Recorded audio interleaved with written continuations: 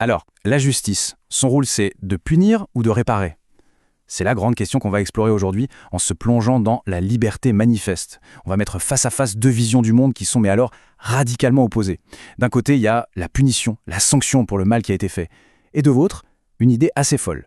Et si n'importe quel tort n'était au fond qu'une simple dette à rembourser? Et voilà la question qui pique, celle qui est au cœur de tout ça. On va se poser un instant. Imaginez un crime vraiment atroce, une agression d'une violence inouïe. Est-ce qu'on pourrait vraiment, sérieusement, parler de justice si tout se réglait avec un chèque? C'est un peu le défi intellectuel qu'on va essayer de relever ensemble, de décortiquer pièce par pièce.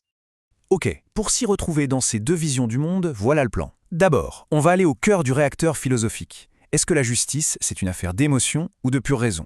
Ensuite, on verra comment ça se traduit dans le concret, pour les crimes et pour les contrats. Puis, la question qui fâche, qui doit rendre la justice? L'État ou le marché? Et pour finir, on prendra de la hauteur avec la fameuse question, c'est quoi au fond une société vraiment juste?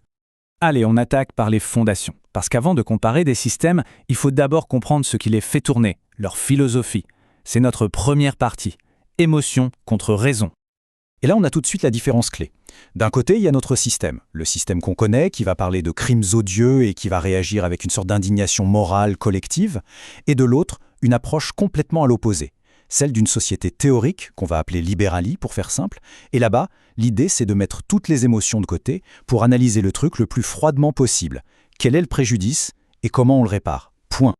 D'ailleurs, la source utilise une image très forte pour ça, une citation qui parle d'elle-même. On connaît tous cette image de la justice avec les yeux bandés tenant une balance. Eh bien, ce n'est pas juste pour faire joli, ça symbolise justement cette obligation de neutralité, cette froideur, une justice qui refuse de se laisser aveugler par l'émotion et qui se contente de peser les faits, rien que les faits. Pour cette philosophie, il n'y a pas d'autre justice possible. Elle doit être froide, équilibrée, impartiale. Bon, c'est bien beau la philosophie, mais concrètement, face à un crime, ça donne quoi? C'est le sujet de notre deuxième partie, punition contre compensation. Quand quelqu'un commet une faute, qu'est-ce qu'on cherche à faire au fond? Alors, en libérali, le point de départ change tout. Il renverse complètement notre façon de voir les choses. Prenez n'importe quel crime, du vol de portable à l'agression la plus grave, tout ça est vu comme une seule et même chose, une violation des droits d'une personne. Et cette violation, eh bien, ça crée une dette. Le coupable doit quelque chose à la victime. Du coup, le seul boulot de la justice, c'est d'organiser le remboursement de cette dette. On ne parle plus de faire souffrir le coupable pour le punir.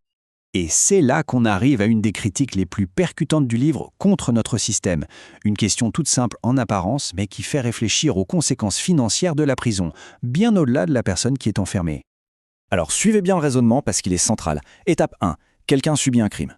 Étape 2, le coupable est attrapé et mis en prison. Bon, jusqu'ici tout va bien.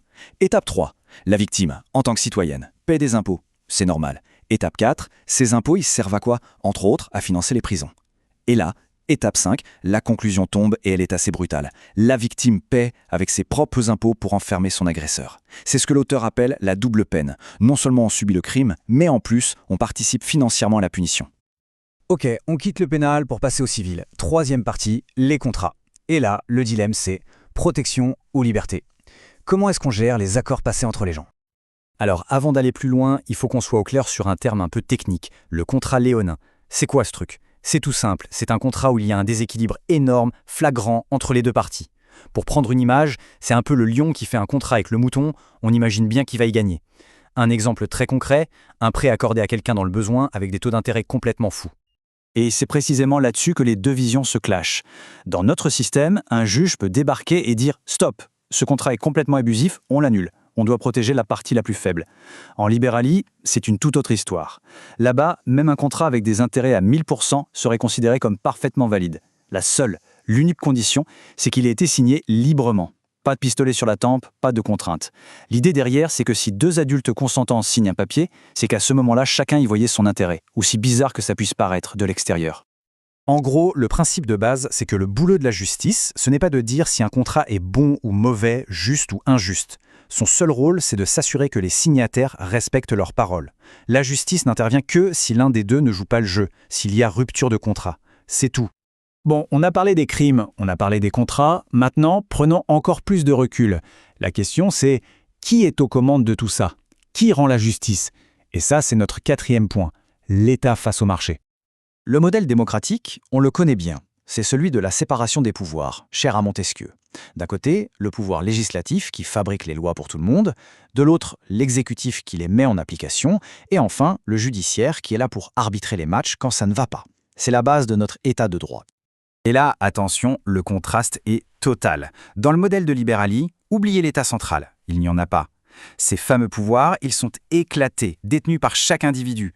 Le pouvoir de faire la loi, ce sont les contrats que chacun passe. Le pouvoir exécutif, c'est le droit de chacun de se gérer soi-même.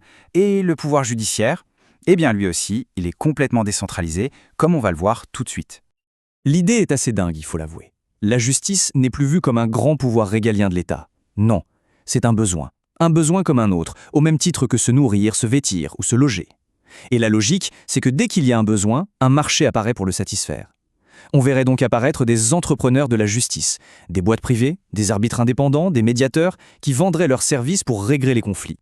On arrive à notre dernière partie, et sans doute la plus vertigineuse. On va laisser de côté les cas individuels pour s'attaquer à une question bien plus vaste. C'est quoi une société juste ? Qu'est-ce que ce fameux concept de justice sociale veut dire pour ces deux visions du monde ? Pour y voir plus clair, la source fait une distinction qui est super importante entre justice avec un J minuscule et justice avec un J majuscule. La justice, petit j, c'est le quotidien des tribunaux. On juge un vol, on tranche un conflit de voisinage, on répare un tort précis. La justice, grand J, c'est l'idéal, c'est la quête d'une société qui serait juste dans son fonctionnement global.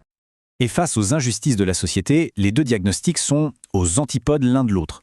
Pour la vision la plus répandue, la source du problème, c'est les inégalités, l'exploitation, et on compte sur l'État pour venir réparer tout ça, pour rééquilibrer les choses. Pour la vision de Liberali, c'est exactement l'inverse.